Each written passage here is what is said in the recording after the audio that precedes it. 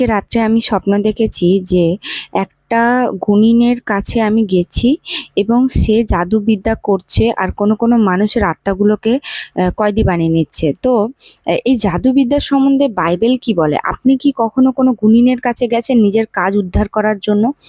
তো বলে রাখতে চাই, বাইবেল কিন্তু এটার বিরুদ্ধে। বাইবেলে লেখা আছে, লেবীয় পুস্তক যদি আপনারা পড়েন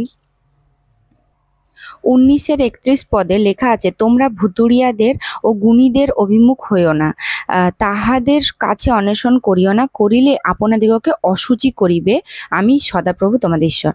তো এখানে বলছে আপনারা যদি গুণিনের কাছে নিজের কাজ উদ্ধার করার জন্য যান, তাহলে কিন্তু নিজের আত্মাটাকে অশুচি করবেন। এবং আপনি মনে রাখবেন যে গুণিনরা যে বিষয়গুলো করে, মন্দ আত্মার দ্বারা যে কাজগুলোকে ওঠায়, সেগুলো কিন্তু কিছু দিনের জন্য, ক্ষণস্থায়ী।